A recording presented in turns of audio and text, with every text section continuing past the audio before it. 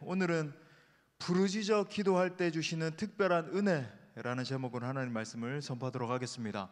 여러분의 인생 가운데 가장 어려움을 이렇게 겪었던 어떤 시험이나 위기는 어떤 경험이 있습니까? 가히 우리가 살아가는 이 인생이라고 하는 것은 위기의 연속이라고 해도 과언이 아닙니다. 그렇기 때문에 우리가 평상시에 잘 보내고 이렇게 살아가는 것도 중요하지만은 이 위기를 어떻게 관리하는가, 이걸 어떻게 처리하고 다루는가가 굉장히 중요하죠. 기업이 지속되기 위해서도 늘 여러분 기업 다니시니까 알잖아요. 위기 관리 능력이 굉장히 중요한 겁니다. 100년을 지속하는 이 위대한 기업들의 특징은 뭡니까? 평범한 시절을 이렇게 잘 지내면 좋은 기업으로 이렇게 뛰어오르게 되는데, 이 좋은 기업의 상태에서 항상 이 위기를 만나게 됩니다. 근데 이 위기를 어떻게 잘 관리하고 그걸 대처해서 극복해내느냐 아니냐에 따라서 이 지속 가능한 기업, 그죠? 위대한 기업으로 가느냐 아니면 도태되느냐, 갈림길에 놓여지게 되는 것이죠. 이 원리는 우리가 신앙생활 할 때도 동일하게 적용되는 것입니다. 신앙생활이라고 하는 것은 뭔가 날마다 막 짜릿한 게 넘치고 늘 영적인 막 최고점을 찍고 눈물 콧물이 쏟아지는 감격이 계속 이어지고, 만약에 그렇게 되면 어떤 일이 발생할까요? 비정상이에요. 여러분, 2단 3단들이 잘하는 게 뭡니까? 막 시한부 존말론 같은 것들을 막 이용해가지고 이제 뭐 그죠? 메시아가 다시 오신다, 예수님이 재림주가 다시 오신다, 뭐 이런 걸로 계속 날짜 바꿔가면서. 근데 놀라운 건 뭐냐면 그 대부분의 우둔한 사람들은 다 속는다는 거예요. 그게 미뤄졌다, 그죠? 막 그 날짜가 지나가면 또 미뤄졌다 이러면은 또 그런갑다. 얼마나 우리 인간들이 어리석고 시한부 종말론 같은 데 빠지는 이유는 뭐냐면 극적이기 때문에 그런 거거든요. 사람들은 굉장히 이 극단적인 것을 좋아하고 심취하고. 왜 그래요? 영상 같은 데도 보니까 종종 그런 시한부 종말론 주장하는 사람들이 있거든요. 제가 뭐 실명 거론하지 않겠습니다만 제가 얘기했잖아요. 옛날에 짐 싸들고 조지아까지 가는 그런 일이 일어나고. 왜 그렇습니까? 뭔가 막 극단적이고, 그죠? 막 방금 뭐 이제 금방 급박하게 이루어질 것 같고. 이 건강한 영성과 지혜란 무엇인가? 지난한 일상인과 같은 이 삶을 건강하게 성실하게 잘 살아내고, 또 때때로 위기를 만날 때마다 기도하면서 돌파해서 나가고, 여러분 그것이 건강한 영성인 줄 믿습니다. 우리의 삶의 자리에서 성실하게 살아가는 것, 특별한 것처럼 보이지 않잖아요. 뭔가 평범한 일상이 지나가는 것처럼 보이지만 그 가운데 그리스도인으로서 살아내고, 또 때를 따라서 계속적으로 복음도 선포하고, 그렇게 걸어가는 겁니다. 성경에 보면 위대한 신앙의 사람들은 모두 이 위기를 축복의 기회로 바꾼 사람들이라고 하는 것을 우리가 보게 돼요. 우리가 존경하는 믿음의 선배들 가운데 단 한 사람도 위기의 상황을 만나지 않은 사람이 없다는 것을 보게 됩니다. 그들이 이 위기를 갖다가 믿음으로 잘 극복했기 때문에 오늘 마지막 찬양에서도, 그죠? 고통과 슬픔 중에 더욱 주를 의지하오니, 이게 정말 오늘 뭐 말씀을 다 녹여낸 그런 가사라고 할 수 있는데, 정말 하나님 앞에 롱런하면서 쓰임받았던 그 믿음의 선배들은 위기의 상황을 만났을 때, 그죠? 하나님을 의지하면서 승리한 사람들이란 말이죠. 자, 그런 의미에서 우리 그리스도인들이 이 위기의 상황에 대처하고 이것을 잘 극복하는 면에 있어서 세상 사람들보다 더 뛰어나야 될 줄 믿습니다. 신앙의 힘은 위기를 잘 다룰 때 가장 효과적으로, 가장 능력 있게 발휘되는 거예요. 자, 그 믿음의 선배 대표되는 사람이 우리가 계속 살펴보고 있는 다윗이라고 할 수 있겠죠. 우리가 다윗을 참 좋아하는데 그 이유가 뭐냐면 그냥 막 편안하게 살아가고 뭐 그죠? 뭐 대단하게 성공하고 그랬기 때문이 아니죠. 얼마나 많은 위기의 상황을 뛰어넘고 또 뛰어넘으면서 찬양하면서 예배하면서 그렇게 걸어갔기 때문에 우리가 위로를 받는 것이잖아요. 그래서 오늘도 그의 인생의 이 큰 위기를 만난 이 다윗의 모습을 살펴보면서 위기를 기회로 바꾸는 영적인 능력을 배우기를 원합니다. 말씀을 통해서 다윗에게 임하셨던 하나님께서 우리의 인생 가운데도 개입해 주시기를 간절히 축복합니다. 크게 두 가지로 살펴보겠습니다. 근데 두 가지가 아니겠죠. 자, 무조건 근데 일단 크게 두 가지예요. 자, 첫 번째로 사람에 대한 실망은 하나님께 대한 신뢰로 치유됩니다. 두 가지가 아니라 그러니까 약간 실망하셨죠. 하나님께 대한 신뢰로 그게 치유되는 거예요. 아멘 하시면 안 되죠. 다윗이 이 위기의 순간에 하나님의 도우심을 받을 수 있었던 가장 결정적인 이유가 무엇일까? 다윗 자신이 언제나 하나님 편에 서 있었기 때문입니다. 다윗의 인생을 들여다보면 수많은 사람들이 돕기도 했지만 정말 이 수많은 사람들의 견제를 받은 것도 사실 아니겠습니까? 자신을 돕던 사람들이 어느 순간 태세를 전환해 가지고 자신을 핍박하고 그저 어렵게 하고 이런 사람들로 바뀌는 거예요. 자, 이 일이 이제 이미 왕이 되기 전부터 시작됐습니다.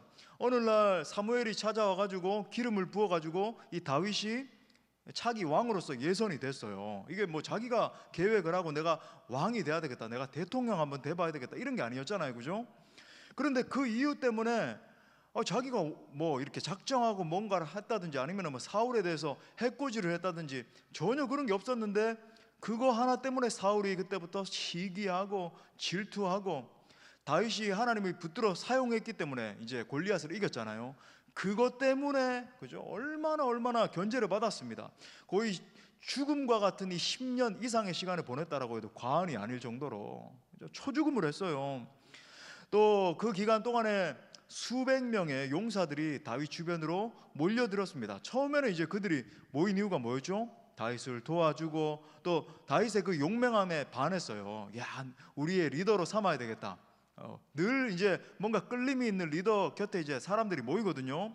그래놓고 처음엔 도움이 되고 그들에게 힘이 됐는데 결정적인 순간이 되자 그들에게 불이익이 되는 것 같고 그죠? 그럴 때 등 돌리는 거예요.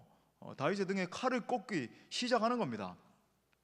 자, 오늘 본문인 사무엘상 30장에 보면은 그 유명한 이 시글락에서 벌어진 사건이 소개되고 있습니다. 다윗이 블레셋 망명 중에 이스라엘 침략 전쟁에 참전할 수밖에 없는 상황이 벌어지게 됐죠. 우리 지지난 주에 우리 살펴본 것처럼 이 아기스 왕이 너 이제 전쟁에 참여해야 되겠다 이렇게 이제 끌어들여요.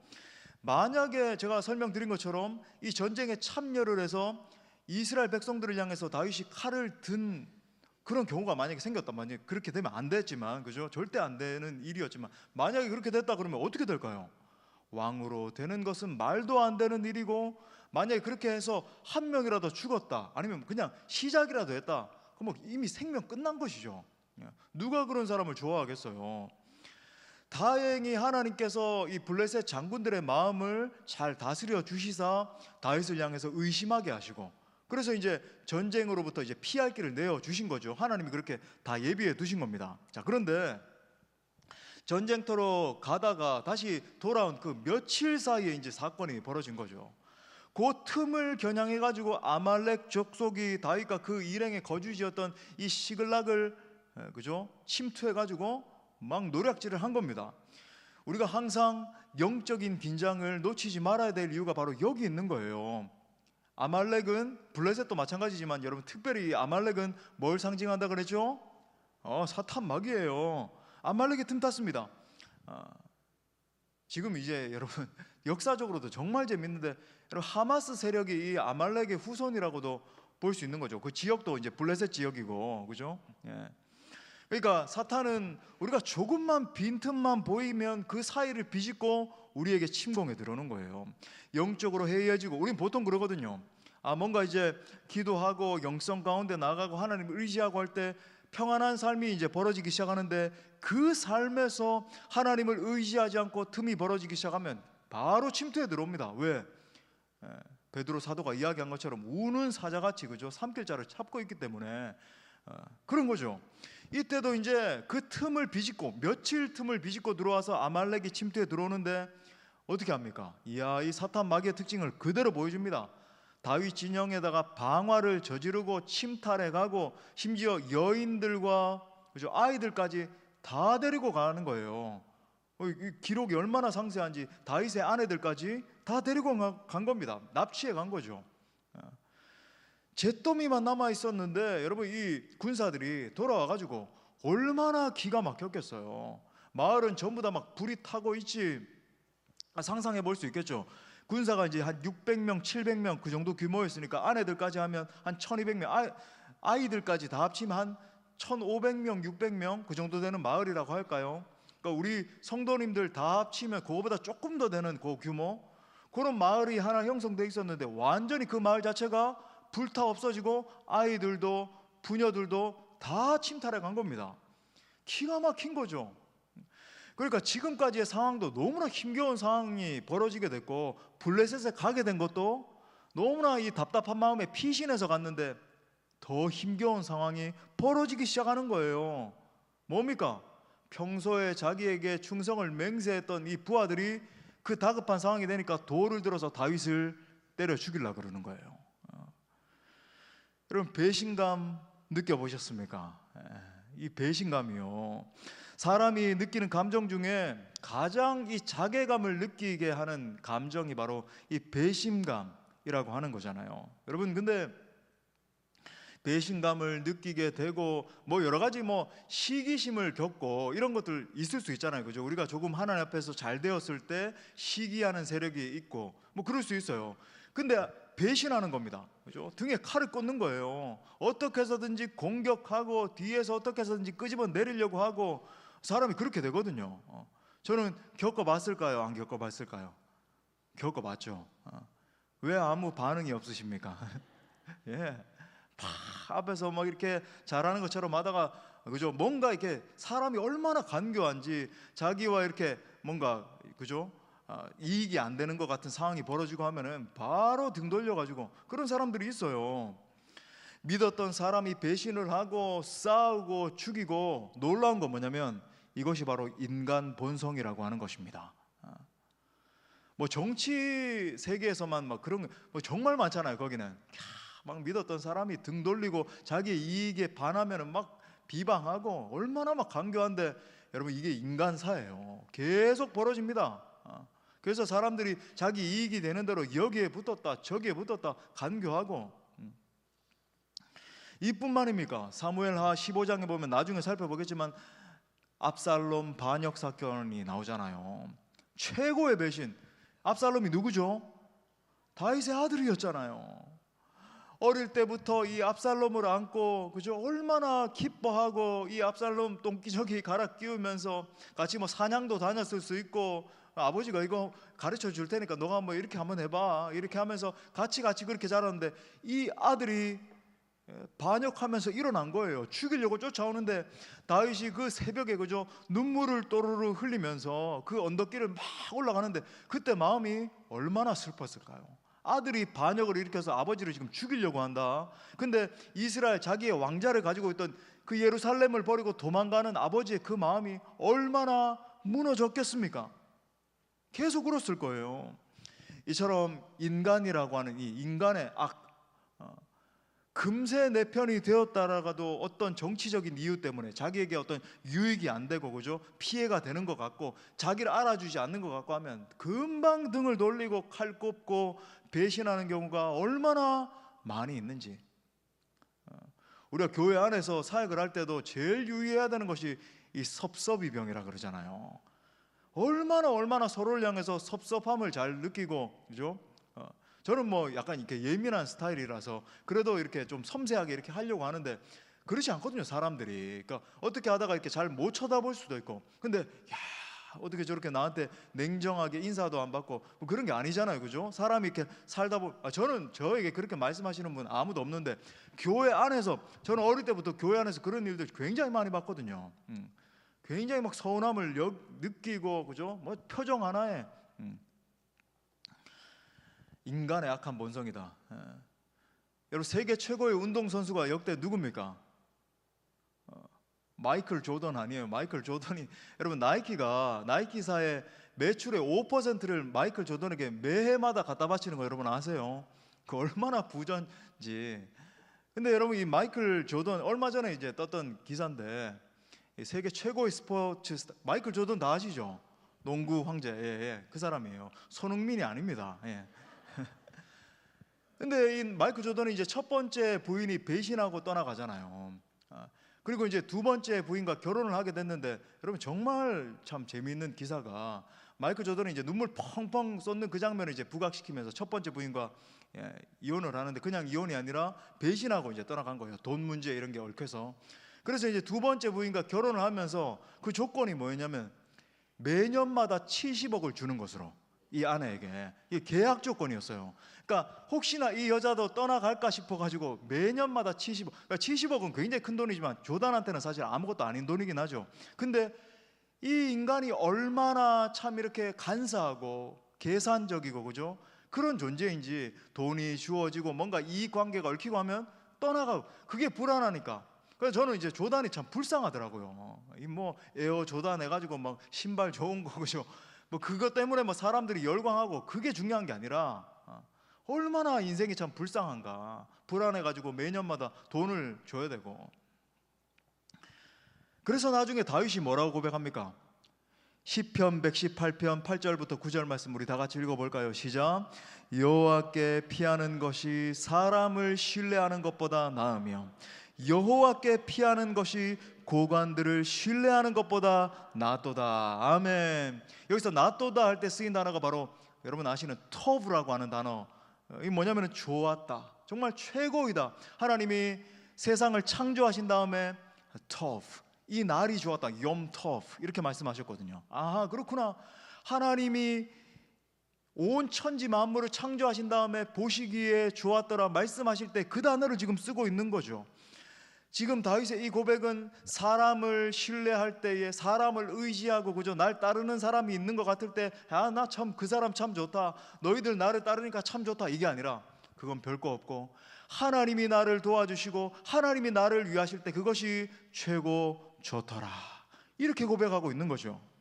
여러분, 하나님을 신뢰할 때 우리에게 최고의 보상이 주어지는 줄 믿습니다. 그런 의미에서 제가 이제 막 사람들을 바라보면서 막 판단하고 저 사람은 저렇네 이러라는 게 아니죠. 사람은 신뢰의 대상이 아니라 사랑의 대상이라고 하는 것입니다. 우리 뭐 많은 설교자들이 이런 문구를 이야기하잖아요. 근데 정말 그렇죠. 그 누구도, 우리가 그 누구를 신뢰할 수 있나요? 서로 간에 전부 다 이익관계로 얽혀 있고, 그저 서로를 바라보면서 불쌍히 여기기 시작하는 거죠. 아하, 그렇구나. 저분도 참 이렇게 인간이구나. 부족한 면이 있구나. 부족한 면이 있으면 왜 저래? 이렇게 하는 게 아니라 감싸주고, 그저 위에서 기도해주고, 좀 이렇게 부족한 면이 있으면 서로 이렇게 말없이 가서 도와주고, 그렇게 할 때 공동체가 아름다워질 수 있다라고 하는 거예요. 하지만 여러분, 우리가 정말 실망하지 않을 수 있는 이유가 뭐냐면, 사람은 실망스럽지만 우리가 믿는 하나님은 의뢰하기에 합당하신 분인 줄 믿습니다. 유한한 인생이 아니라 전능하신 하나님이 우리의 인생을 지탱해 주실 때, 내가 어떤 상황 가운데 놓인다 할지라도 소망을 그분께 둘 수 있는 거예요. 위대하신 하나님이 나의 인생을 인도해 주시기 때문에 어떠한 환경을 만난다 할지라도 의연하게 반응할 수 있는 것입니다. 다시 한번 우리가 이 시인의 권면을 새겨 듣길 원합니다. 시편 146편 3절부터 5절에서는 또 이렇게 말합니다. 귀인들을 의지하지 말며. 아하, 그렇다. 사람을 의지하지 말고 도울 힘이 없는 인생도 어떻게 하지 말래요? 의지하지 말지니 그의 호흡이 끊어지면 흙으로 돌아가서 그날에 그의 생각이 소멸하리로다. 야곱의 하나님을 자기의 도움으로 삼으며 여호와 자기 하나님에게 자기의 소망을 두는 자는 복이 있도다. 여러분, 다윗의 최고의 자산은 하나님이었습니다. 그의 재산도 아니었고 그의 왕권도 아니었고, 평안한 날에 얼마나 그죠? 참 이렇게 나태해져서 어떤 날은 와, 내 왕권이 이렇게 부강하게 되었구나, 이 나라가 이렇게 통일 왕국을 이뤄가지고 대단한 나라가 됐구나 하다가 죄악에 빠지잖아요. 나중에 알게 되죠. 그렇구나, 내가 도울 힘이 없는 인간을 의지하고 내 이 왕권을 의지했더니 넘어졌구나. 철저히 콧물 쏟으면서 회개하게 되고, 결국 의지했던 분은 하나님 한 분이었죠. 주밖에 나의 복이 없나이다. 다윗이 제일 많이 했던 고백 아닙니까? 이 금요일 밤에 우리가 잠을 확 깨우기 위해서 한번 따라합시다. 오른손을 들고, 주밖에 나의 복이 없습니다. 주밖에 우리 가정에 복이 없습니다. 할렐루야. 사랑하는 여러분, 그 하나님이 여러분을 사랑하세요. 하나님께서 여러분의 의지가 되어주시고 하나님이 여러분의 온 삶의 방패가 되어주십니다. 그런 분들 계실 수 있어요. 너무나 외로운 상황 가운데 놓여서 그 누구도 내 마음을 알아주지 못하는 것 같다. 때로는 우리가 가정교회 안에서도 막 서로 식구들이 도와주고 막 기도해주고 해서 참 고마운 마음이 들지만, 때로는 막 외로운 마음이 들기도 하잖아요. 내 마음을 알아주는 사람은 정말 아무도 없는 것 같다. 그럴 때도 하나님은 여러분의 마음을 알아주시는 거예요. 공감해 주신다. 그러므로 유한한 인생들을 의지하다가 실망하지 마시고 오직 전능하신 하나님을 의지함으로 승리하는 모두가 되시기를 축복합니다. 자, 두 번째로, 환난 중에 부르짖어 기도할 때 특별한 은혜를 주십니다. 자, 오늘 말씀의 제목과 같죠? 우리 한번 따라 선포합시다. 환난 중에 부르짖어 기도할 때 특별한 은혜를 주신다. 이 하나님의 역사하시면은 사실은 합당한 이유가 있어요. 이게 좀 말이 좀 이상할 수 있는데 어떤 조건 같은 것이 있습니다. 하나님께서 어떤 사람을 바라보시면서, 그죠? 성령을 충만하게 부으시고 그 사람의 인생을 드셔서 사용하실 때는 그 사람을 바라보시는 어떤 이유가 있단 말이에요. 물질의 축복을 받는 것도 어떤 의미에서 마찬가지입니다. 그죠? 관계의 축복이 임하는 것도 마찬가지고 자녀들에게 축복이 임할 때도 마찬가지예요. 뭐 명예도 마찬가지고 하나님이 그걸 이용하셔서, 그게 목적이 아니고 야, 뭐 대단한 재물을 지니게 됐네, 야, 대단하게 유명하게 됐네, 그게 목적이 아니에요. 그럴 때는 뭔가 이유가 있는 겁니다. 여러분, 이 고난에도 이렇게 가만히 살펴보면 하나님의 이 이치를 발견할 수 있는데, 하나님이 그냥 고난의 상황에 개입하시는 것이 아니라고 하는 거죠. 그럴 만한 이유가 있는 것입니다. 자, 그렇다면 우리가 파악해야 되는 하나님이 이 고난에 개입하시는 그 조건이란 무엇인가? 좀 이상하죠, 조건. 그러니까 제가 뭐 더 합당한 어떤 용어를 찾지를 못했어요. 그러니까 그에 합당한 이 조건에 맞게끔 서는 것이 중요하죠. 자, 그 조건 첫 번째는 뭐냐면, 어떠한 상황 속에서든지 하나님께서 원하시는 방향대로 서 있는 것입니다. 하나님이 원하시는 방향대로 서 있는 것이 중요해요. 자, 우리가 다윗의 모습을 통해서 관찰할 수 있는 것이 무엇인가? 자, 그가 이제 수많은 어려움의 상황들을 당면을 했는데 그 어려움의 양상이 다 다르죠.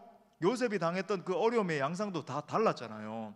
그리고 그를 때때로 공격했던 사람들도 바뀌었습니다. 인물들이 계속 지속된 게 아니라 계속 공격했던 인물들이 시절을 쫓아서 과실을 맺는 게 아니라 이 어려움 주는 사람들이 바뀌었어요. 놀라운 일이 일어났죠. 근데 다윗은 한결같았어요. 상황은 바뀌고, 오늘 또 우리 찬양했잖아요. 세상 흔들리고 사람들은 변하고, 그럼에도 불구하고 다윗은 한결같았습니다. 어떤 면에서 하나님이 자기에게 주신 소명을 붙들었다라고 하는 거예요. 다윗의 위대함이 여기에 있는 것입니다. 오늘 너무 힘이 들고 도저히 여기 이 땅에서 못 살겠다, 사울 왕이 계속 쫓아오는데 내가 도저히 못 살겠다 해서 지금 적국인 블레셋까지 도망간 다윗 아닙니까? 거기에서도 시글락에 거주하면서 거의 뭐 깡패 비슷하게 돼가지고 자기의 정체성을 다 잃어버린 것처럼 보이고, 그렇지만 그는 너무나 힘겹고 어려운 상황이 지속됐음에도 불구하고 중도 하차하거나 포기하지 않았죠. 그리고 하나님이 자기의 죄악을 깨닫게 해주셨을 때 다시 한번 철저히 회개하잖아요. 그러니까 이게 굉장히 결정적인 포인트인데, 여러분, 대부분의 사람들은 인생을 살아가다가 너무 힘이 들거나 하나님이 보내시는 어떤 현장이 있단 말이죠. 제가 이번 주에도 뭐 그런 글을 하나 썼는데 뭐 사람들이 좀 은혜를 받는 것 같더라고요. 근데 어려움을 겪거나 그저 공격하는 세력이 생기거나 하면 대부분이 중도 하차합니다. 저는 오늘날 그러한 지도자들이 너무나 많다는 것을 보게 되는 거예요. 그러니까 하나님의 때까지, 하나님의 이 카이로스적인 시간까지 버티는 것이 중요한데, 이 버티는 게 여러분 그냥이 아니에요. 여러분, 영성의 끝판왕이 여러분 사실은 버티는 거거든요. 그게 결코 쉬운 게 아닙니다. 하나님이 때까지 하나님의 보내신 것에서 버텨야 되는데 많은 사람들이 중도 하차하고 포기하고 소위 도망가는 거예요. 도저히 못하겠습니다. 근데 여러분, 늘 합당한 이유가 있어요. 기도 응답 받았습니다 이러면서, 그죠? 자기가 더 이렇게 보기에 조건이 더 좋거나 아니면 더 편안한 길이거나 이런 거 쫓아가는 거이면서도 늘 하나님을 갖다 붙이면서 제가 응답 받았습니다. 언제 응답 받았어요? 하나님이 원하시는 때까지 버티면서 그 자리에서 열매 맺지 못했는데, 풍성한 열매 맺음을 보지 못했는데 어딜 간단 말입니까? 근데 수많은 사람들은, 그죠? 항상 하나님 갖다 붙이면서 아유, 내가 못하겠습니다. 하지만 여러분 다윗을 보십시오. 끝까지 하나님 주신 이 소명을 포기하지 않고 버티는 거죠. 아마 막 산적처럼 돼가지고 내가 인생이 이게 대체 뭔가 적국까지 와가지고 내 인생 다 망가졌네. 하나님 나를 이스라엘의 왕 삼아 주신다 그랬는데 적국까지 와서 이민 왔어요. 지금 이제 인생 끝난 것 아닌가. 와중에도 그 극한의 상황에도 끝까지 놓치지 않고, 왜 웃는지 모르는 사투리 때문에 그런 거예요. 어쩔 수 없습니다. 그거는. 예. 우리가 하나님이 원하시는 삶의 방향에 서 있고 하나님의 소명을 이루어 드리는 자리에 있으면 우리의 삶의 위기는 하나님의 위기가 되는 거예요. 그러니까 어느 순간이 되면 여러분 우리의 고난이 하나님의 고통과 엮이는, 그죠, 맞물리는 순간이 있다는 것을 보게 됩니다. 우리가 살아가는 삶이 하나님이 걸어가시는 삶, 그러니까 내 삶에서 하나님의 영광이 떨어지게 되면요, 하나님의 영광이 실추되는 그런 일이 발생하는 거예요. 그렇죠? 그러니까 하나님이 그 고난의 상황 가운데 개입해서 도와주실 수밖에 없는 상황이 벌어지기 시작하는 겁니다. 반면에 만약에 우리의 욕심을 따라 살아가다가 위기를 만나게 되면 여러분 거기에는 하나님의 개입이 없습니다. 그건 더 큰 고난을 자초하는 일일 뿐인 거죠. 자, 두 번째로, 이 두 번째 조건은 위기의 순간에 하나님을 의지하면서 기도할 때 하나님이 개입하십니다. 너무나 명료한 원리죠. 자, 6절 말씀 우리 다 같이 한번 읽어볼까요? 다시 한번 시작. 백성들이 자녀들 때문에 다윗이 크게 다급하였으나 그의 하나님 여호와를 힘입고 용기를 얻었더라. 아멘. 이 말씀이 얼마나 은혜로운지 지난 시간에도 읽었지만 아내와 자녀들을 다 빼앗긴 상황, 이거 뭐 여러분 이 상황 생각해 보세요. 제가 우리 자녀들이 갑자기 적군이 쳐들어와서 북한 사람들이 막 쳐들어와서 얘네들을 납치해 갔어요. 여러분 어떨 것 같아요? 주저앉아 버리죠. 이거 뭐 견딜 수가 있나요? 그죠? 이런 상황인데 또 더더군다나 백성 그 상황도 내 아내가 뺏기고 내 자녀들이 뺏긴 상황도 나를 돕던 부하들이 일어나 가지고 돌을 들고, 그죠, 막 칼을 들고 날 죽인다고 쫓아오고, 이게 대체 무슨 상황입니까? 그런데 어떻게 이 다급한 상황에서도 다윗이 하나님으로부터 용기를 얻을 수 있었을까요? 그가 평소에 기도하면서 하나님의 도우심을 입는 사람이었기 때문입니다. 평소의 영성이, 제가 종종 강조드리잖아요. 평소의 영성이 위기의 때 나타나는 것입니다. 시편 118편 5절 말씀도 우리 다 같이 읽을까요? 시작. 내가 고통 중에 여호와께 부르짖었더니 여호와께서 응답하시고 나를 넓은 곳에 세우셨도다. 아멘. 우리가 고통 중에 다급할 때, 견딜 수 없는 상황이, 그죠, 닥쳐졌을 때 하나님 앞에 무릎을 꿇고 기도하기 시작할 때 하나님은 그 고통을 통과하게 하실 뿐만 아니라 더 넓은 지경에 세워주신다는 것입니다. 이것이 하나님의 약속이에요. 세상 사람들은 이 약속을 알지 못하죠. 이거 어떻게 통과해 볼까? 유력자에게 전화를 하고 내 지력을 발휘해보고 이거 벌벌 떨면서 끝나는 거예요. 무당 찾아가고. 하지만 여러분 우리가 하나님 의지할 분, 온 천지 만물을 창조하신 그분 앞에 무릎을 꿇기 시작할 때 고통을 통과하게 하실 뿐만 아니라 우리의 삶에 더 큰 대로를 열어주실 줄 믿습니다. 출애굽기 17장에 보면 르비딤 전투 장면이 나오잖아요. 이스라엘 백성들이 아말렉과 이 전투가 벌어질 때마다 너무나 힘겨운 상대고, 이 아말렉은 사탄이기 때문에, 그죠, 집요하게 이스라엘들을 막 끄집어 내리고 공격하고 그렇게 했습니다. 지도자 모세가 특단의 조치를 취하잖아요. 여호수아를 중심으로 해서 군대를 보낸 다음에 자신은 산에 올라서 기도하기 시작했습니다. 우리가 너무나 잘 아는 장면, 그죠? 모세가 힘을 얻어서 손을 들고 기도할 때는 막 백성들이, 이 군사들이 막 승리를 거두는데 너무나 피곤해져서 팔이 내려올 때는 지는 거예요. 자꾸 밀리는 겁니다. 그래서 아론과 훌이 옆에서 손을 들고 기도하잖아요. 자, 출애굽기 17장 11절에 보니까 모세가 손을 들면 이스라엘이 이기고 손을 내리면 아말렉이 이기더니, 자, 이 전쟁에서 이스라엘 백성들이 이길 수 있었던 최종적인 승리 동인이 뭡니까? 군사력의 탁월함, 그죠? 뭐 돈의 많음, 자원이 뭐 풍부하고, 그죠? 아말렉이 약했고, 아닙니다. 모든 것의 관건이 모세가, 그죠, 백성들과 함께 합력해서 기도하기 시작했을 때 승리의 전선이 벌어지게 된 것입니다. 하지만 여러분, 모세가 힘이 다 빠져서 합력이 안 되고, 만약에 아론과 훌이 합력이 안 되고, 당신 왜 힘 빠졌습니까? 당신 왜 그렇게 합니까? 힘 좀 내보세요. 무조건 이렇게 했으면 어떻게 됐을까요? 뭐 전쟁에서 패하고 난리 나고 이스라엘은 이미 역사의 지도에서 사라졌을지도 모르는 거죠. 하지만 영적 리더와 한마음 한뜻이 돼서, 그죠? 손을 들고 기도하기 시작했을 때 승리의 공동체가 된 것입니다.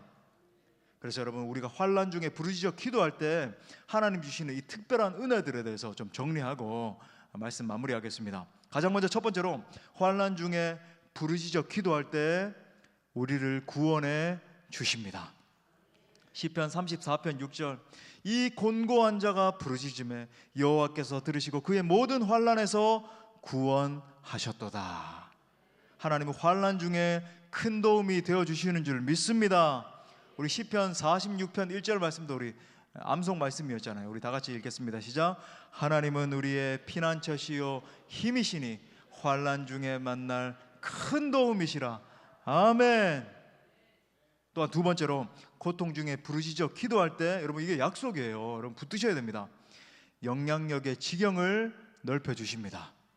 우리가 선포했던 것처럼, 그죠? 시편 118편 5절 다시 보니까, 내가 고통 중에 여호와께 부르짖었더니 여호와께서 응답하시고, 우리 믿음으로 나를부터 선포합시다. 시작. 나를 넓은 곳에 세우셨도다. 할렐루야. 여러분, 고통을 통해서 우리는 하나님의 음성을 듣는 능력이 커지는 거예요. 그러니까 영성의 가장 핵심이, 제가 또 이것도 종종 강조드리지만, 듣는 귀를 개발하는 것이다. 하나님의 음성을 들을 줄 아는 능력이 개발되는 거예요. 고통이 임하기 전에는 부르짖을 줄도 모르지만은 하나님의 음성을 들을 수 없었습니다. 계속 뭐 내 경험에, 그죠? 사운드를 듣고 세상의 소리, 세상에서 이렇게 하면 성공한다더라, 저렇게 하면 저 사람은 또 이렇게 잘 된다더라, 그런 소리에만 귀 기를 줄 알았는데, 고통의 시간이 되니까, 막 내 영혼에 곰핍함이 찾아오니까 이제는 하나님께 엎드릴 줄 알게 되고 하나님의 음성을 듣기 시작하는 겁니다. 아들아, 이것이 바로 나의 뜻이야. 이렇게 행할 때 너의 삶에 이런 일이 발생할 거야. 듣는 귀가 개발된다는 말이죠. 그것을 통해서 하나님은 고통을 통과한 다음에 더 넓은 지경에 세워주시는 거예요. 그러니까 여러분, 우리가 하나님, 내 삶에 좀 이렇게 시온의 대로를 열어주시고 내 삶에 좀 이렇게 영향력의 지경이 넓어지길 원합니다. 만약에 우리가 듣는 귀가 개발되지 않고 우리의, 제가 이제 용적이 커지는 게 중요하다 늘 말씀드려요. capacity, 그죠? 이 용적이 커지지 않은 상태에서 넓은 지경에 가면 어떤 일이 발생할까요? 반드시 재조정됩니다. 왜? 감당할 능력이 없거든요. 거기 가면 사고 치고, 그죠? 뭔가 영향력의 지경은 넓어졌는데 그걸 감당할 수 있는 능력이 없는 거예요. 그죠? 사람들을 이끌 능력도 없고. 근데 만약에 자기의 캐파시티에 맞지 않는 곳에 좀 더 좁은 지경에 가면 어떻게 될까요? 자기가 처한 그 지경이 넓어지는 일이 일어나요. 이 용적이 넓은 사람 때문에. 반드시 여러분, 하나님은 이 그릇대로 캐파시티가, 이 용적이 커지면 이 사람을 더 넓은 지경에 세우시든지 아니면 그가 처한 지경이 더 넓어지게 하시든지 둘 중에 하나로 움직여지는 것입니다. 믿음의 원리가 깨달아지십니까? 중요한 건 뭐예요? 전 늘 강조하지만 저의 목회론은 존재론이에요.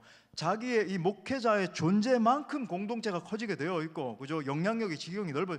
그러니까 뭔가를 인위적으로 막 사역을 조작해내고 막 열매를 자아내려고 그러면 반드시 병폐가 벌어지는 거죠. 뭐 사고 치고 사람들 관계 어려. 그게 아니라 내 존재의 용적이 커지면 그 여러분 공동체든 뭐든지 다 그렇게 되게 돼 있는 겁니다.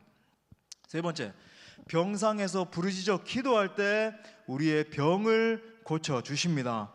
시편 30편 2절 말씀 우리 믿음으로 또 읽겠습니다. 시작.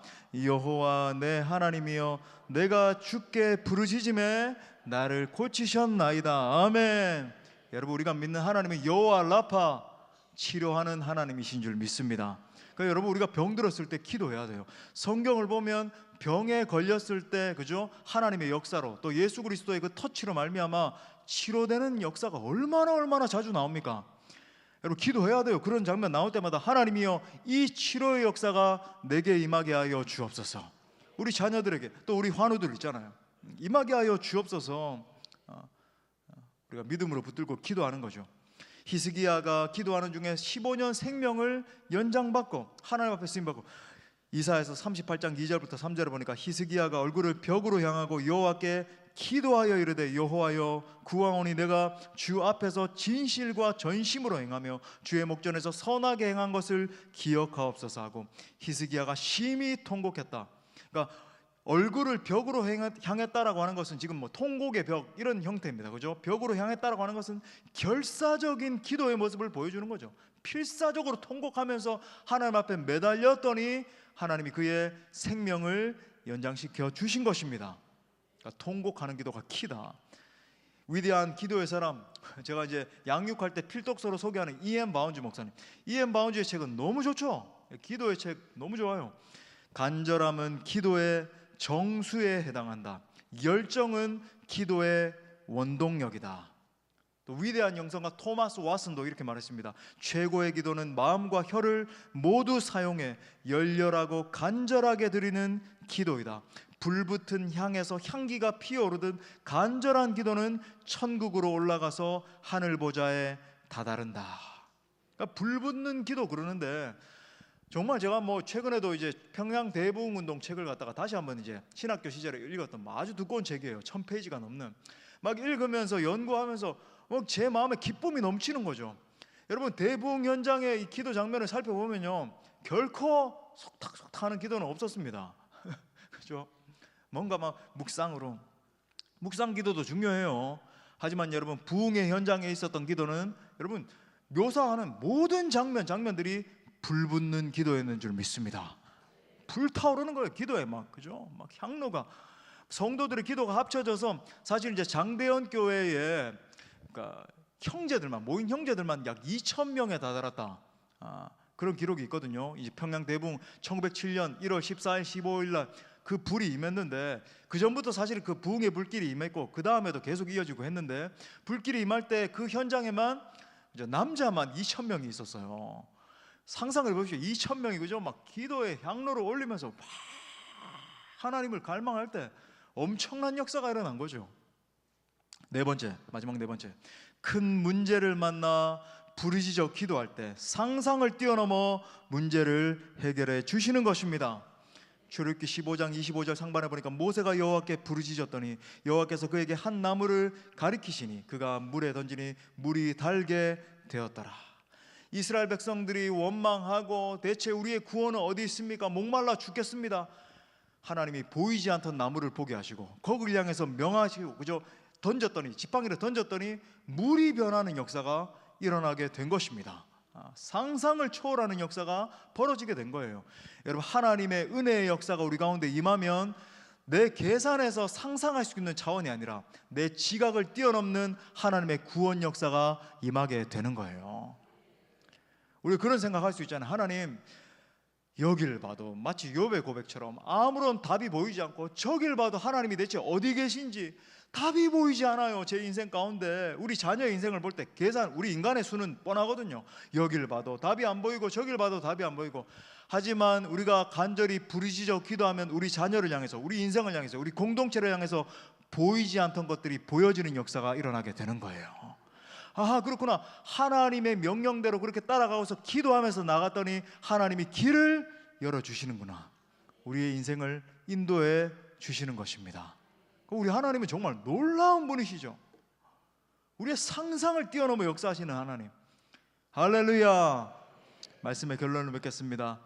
사랑하는 여러분, 인생의 위기를 만났다라고 한다면 우리가 두 가지를 점검해 봅시다. 첫 번째, 오늘 다윗처럼 언제나 하나님이 원하시는 방향에 서 있는가? 그런 의미에서 이제 이걸 회개의 관점에서 말씀을 드리면 회개해야 되죠. 우리가 정말 하나님의 관점에서 서 있지 않는 부분이 무엇인가 철저하게 우리의 심령과 삶을 점검한 다음에 하나님이 원하시는 방향에 서 있는 것이 중요한 것입니다.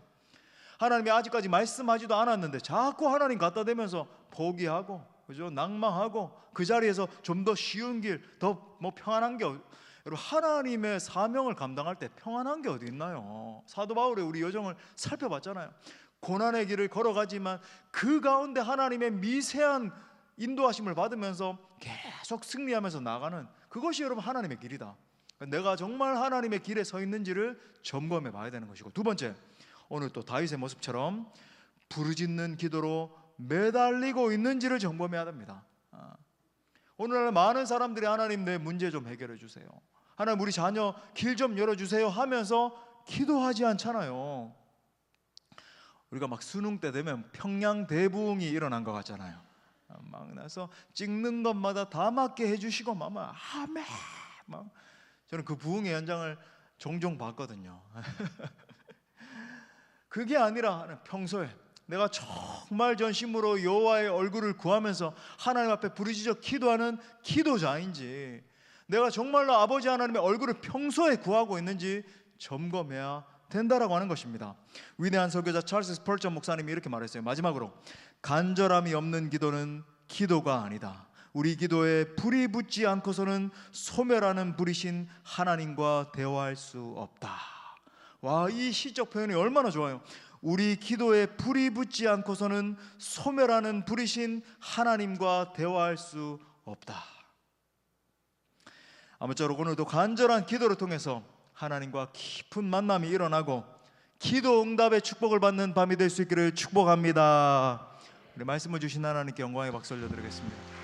우리 함께 뜨겁게 찬양하고 기도합시다. 간절한 마음으로 소원하면서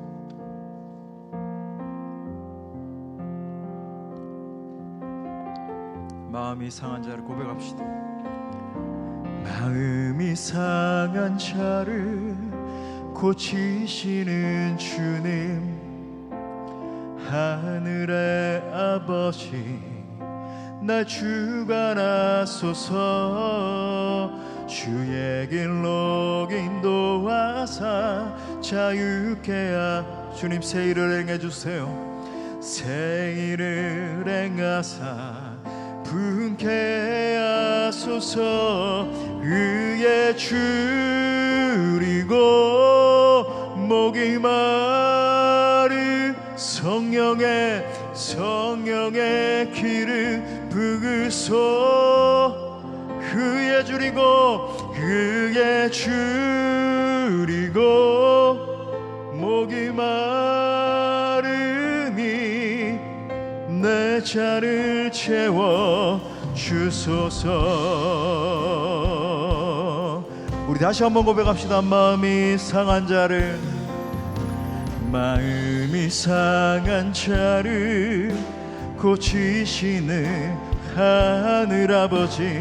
하늘의 아버지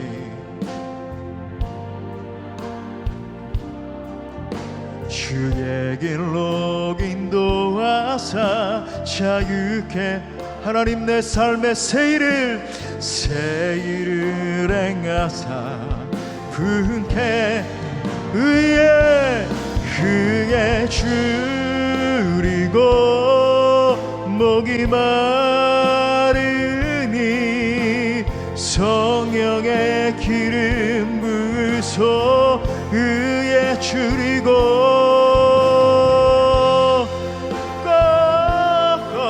목이 마르니 내 잔을 채워 주소서. 성령으로 채우사 고백합시다. 성령으로 채우사 주보게 주의 임재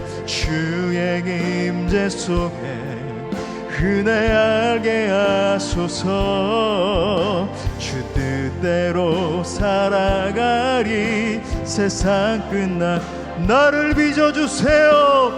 나를 새날 열어주소서. 새날 열어주소서. 그의 주께 목이 마 성령의 기름 부으소. 의에 줄이고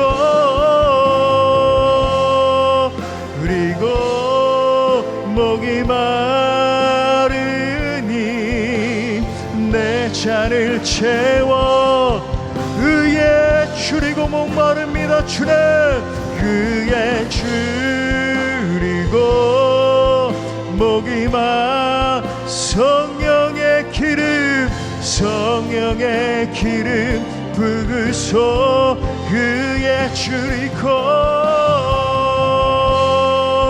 그리고 목이 마르니